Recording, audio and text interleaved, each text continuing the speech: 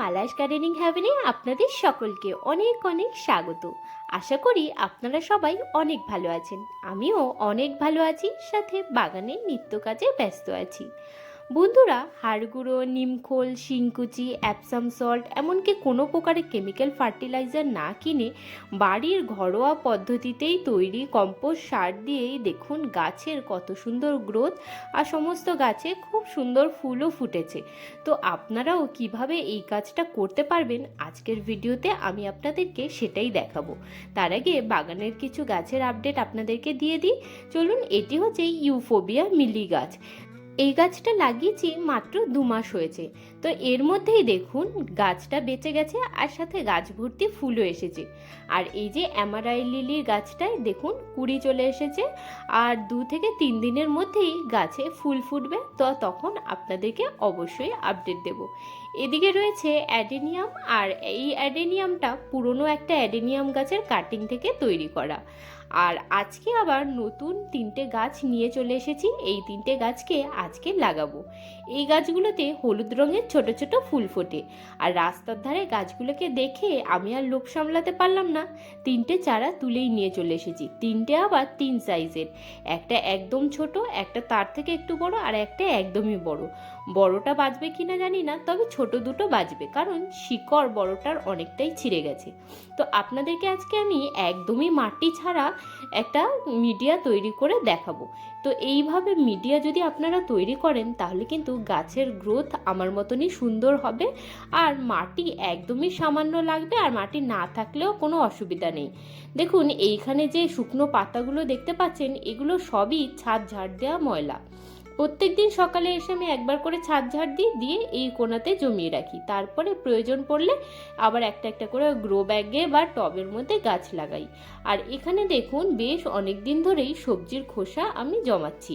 শীতকালে প্রচুর পরিমাণে সবজির খোসা হয়, আর গাছ লাগাতেও খুবই সুবিধা হয়। আর এখন গরমকাল, এই সময় সবজির খোসাটা একটু কম হয়। তো সবজির খোসা যদি কম থাকে তাহলে আপনারা একটু গোবর সারও প্রয়োগ করতে পারেন। তো দেখুন এই সমস্ত শুকনো পাতা, ডালপালা যা আছে সমস্তগুলোকে আমরা গ্রো ব্যাগের নিচের দিকে দিয়ে দেব। তো গ্রো ব্যাগের বদলে আপনারা গামলা, বালতি, এমনকি টবও ব্যবহার করতে পারেন গাছ লাগাবার জন্য। আমার ছাদ বাগানে প্রচুর পরিমাণে প্লাস্টিকের গামলা, বালতি বা আবার জলের ড্রাম রয়েছে গাছ লাগাবার জন্য। আর এই যেটা দেখতে পাচ্ছেন এটা হচ্ছে 10 কেজির একটা চালের ব্যাগ। এর নিচের দিকটা বেঁধে নিয়ে পুরো প্যাকেটটাকে, অর্থাৎ চালের বস্তাটাকে উল্টে নিয়েছি। এখনই এটা তৈরি হয়ে গেছে একটা গ্রো ব্যাগের মতন। আর এর মধ্যে এর আগেও একটা গাছ লাগিয়েছিলাম, তো সেই গাছটা মরে যাওয়ার পরে সেখান থেকে মাটিটা বার করে নিয়েছি। আর এখন এই ব্যাগটা পুরো খালি হয়ে পড়েছিল, তো এর মধ্যেই অন্য একটা গাছ লাগাবো। তো তার আগে এর মধ্যে সুন্দর করে একটা মিডিয়া তৈরি করে রেখে দেব প্রায় 20 দিন। তারপরে পুরো মিডিয়াটা রেডি হয়ে যাবে, আর ডাইরেক্টলি আমরা এর উপরে গাছেও লাগাতে পারবো। তো দেখুন এই যে ছাদ ঝাড় দেওয়া ময়লাটা ছিল, তার ওপরের দিক থেকে সমস্ত ডালপালা, শুকনো পাতা সবই এর নিচের দিকে দিয়ে দিলাম। এবার গ্রো ব্যাগটা বেশ অনেকখানি ভরে গেছে। এবার এর মধ্যে আমরা ওপর দিক থেকে দেব সবজির খোসা। সবজির খোসা অনেকে আবার দেখেছি ড্রাই করে দেয়, কিন্তু আমার কাছে মনে হয় যে কাঁচা সবজির খোসাটা দিলেই সব থেকে বেশি ভালো হয়। কারণ যখন আমরা সবজির খোসাকে ড্রাই করি তখন কিন্তু তার মধ্যে থেকে অনেক পুষ্টিগুণই নষ্ট হয়ে যায়। তো আমরা যেমন তাজা ফল, সবজি সমস্ত খাই বাজার থেকে, আমরা তো আর কখনো শুকনো সবজিটা নিয়ে আসি না। আমরা সবসময় চেষ্টা করি সব থেকে তাজা যে সবজিটা সেটা কিনে নিয়ে এসে খাওয়ার। তো সেটাই গাছেদের জন্য কিন্তু সেটাই ভালো। রোদ্দুরে যদি আমরা সবজির খোসাগুলোকে একদম ড্রাই করে ব্যবহার করি তাহলে লিকুইড ফার্টিলাইজারটা কিন্তু গাছের নিচ থেকে বার হয় না। অনেকেই বলেন যে লিকুইড ফার্টিলাইজারের জন্য ছাদের নিচের দিকে ময়লা হয়, বা কি লিকুইড ফার্টিলাইজার বার হওয়ার কারণে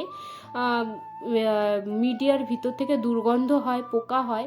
তবে নিচের দিকে একটু বেশি পরিমাণে ড্রাই এলিমেন্ট বা শুকনো পাতা, খড় বা কাগজ যদি আপনারা দিয়ে দেন তাহলে কিন্তু ওই সমস্যাটা আর হবে না, মানে কম্পোস্ট বিনে পোকা হবে না।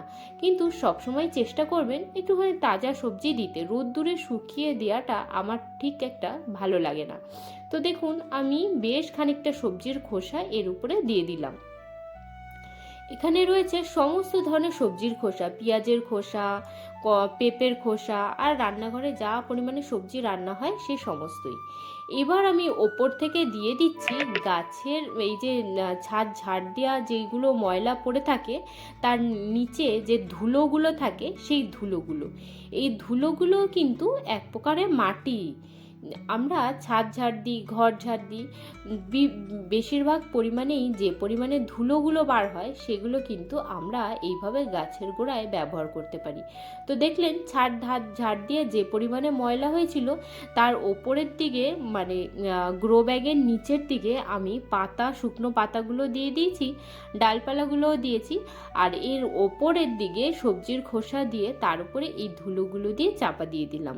তাহলে এবারই তৈরি হয়ে গেল পুরো একটা কম্পোস্ট বিন বা গাছ লাগাবার একটা বেড। নর্মালি একে জল দিয়ে ভিজিয়ে আমরা এক্ষুনি কিন্তু এর মধ্যে গাছ লাগিয়ে নিতে পারি, তাতে গাছের খুব একটা ক্ষতি হবে না। কিন্তু কিছু সেনসিটিভ গাছ এর মধ্যে রাখলে ক্ষতি হতে পারে, বা যে সমস্ত গাছে একদম নতুন শিকড় ডেভেলপ করেছে সেগুলোরও ক্ষতি হতে পারে। তো তার জন্য একে এইভাবে 20-25 দিন রেডি করে রেখে দিয়ে তারপরে কিন্তু আমরা গাছ লাগাবার জন্য ব্যবহার করতে পারি। একদমই মাটি ছাড়া। দেখতে পেলেন যে আমি কত সুন্দর একটা গ্রো ব্যাগ রেডি করে ফেললাম।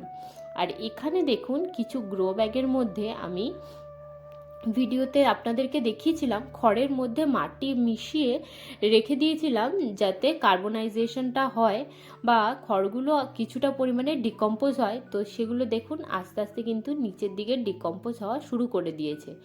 আর এখানে দেখুন একটা প্যাকেটের মধ্যে মাটি রেডি করে রেখেছিলাম যে অন্য কিছু গাছ লাগাবো, কিন্তু যেহেতু আমি প্রচুর পরিমাণে সবজির খোসা গাছে ব্যবহার করি, তো দেখুন কিছু পরিমাণে তরমুজের চারা বার হয়েছে। আর এটা একটা সূর্যমুখী ফুলের চারা। দেখুন একটা পোকা এসে সাইড থেকে পাতা কিছুটা খেয়ে গেছে। আর এখানে আরও একটা তরমুজের চারা বার হয়েছে। আর এই গ্রো ব্যাগগুলোর মধ্যে নয়নতারা ফুল গাছের দানা ফেলা রয়েছে, কিছুদিনের মধ্যেই চারা চলে আসবে। আর এখানটায় দেখুন একটা কেতকী ফুল গাছের চারাও হয়েছে। কালকের ভিডিওতে আপনাদেরকে টাইম ফুল বা মস রোজ পার্সোনাল গাছের ডাল বসিয়ে রেখেছিলাম, সেগুলো দেখুন গাছগুলো খুব সুন্দর রয়েছে। আর এবার এই যে গ্রো ব্যাগটা দেখতে পাচ্ছেন এর মধ্যে একটা কলিয়াসের গাছ লাগিয়েছিলাম, তো সেই কলিয়াসের গাছটা পুরোই গোড়াটা পচে মারা গেছে। তো ভাবছি এই গ্রো ব্যাগটাকে ফেলে না দিয়ে বা এর ভিতর থেকে মাটিটাকে না বার করে, যেহেতু রেডি করা আছে মাটি, এর মধ্যেই ওই আজকের ছোট ছোট চারাগুলোকে বসিয়ে দেব। এই দেখুন 3টে ছোট ছোট চারা নিয়ে এসেছি। এই চারা মানে গাছে ফুলটা খুবই সুন্দর হয় আর আমার কাছে দেখতেও ভালো লাগে। তবে গাছটার নামটা আমি এখনও জানি না, তবে ফুল ফুটলে আমি আপনাদেরকে অবশ্যই দেখিয়ে দেব, বা আপনারা যদি জেনে থাকেন যে গাছটা কি গাছ তাহলে অবশ্যই আমাকে কমেন্টে একবার জানাবেন। তো দেখুন আস্তে আস্তে হাত দিয়ে হালকা করে গর্ত করে চারা কটাকে বসিয়ে দেব।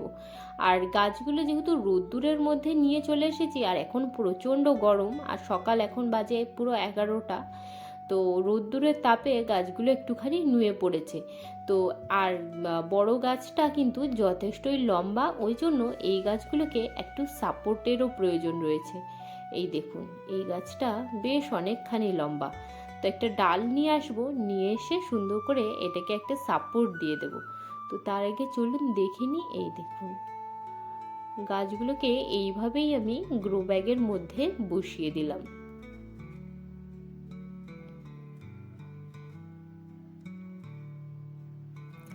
তো চলুন এই একটা ডাল নিয়ে চলে এসেছি, এটা একটা বাঁশের কঞ্চি।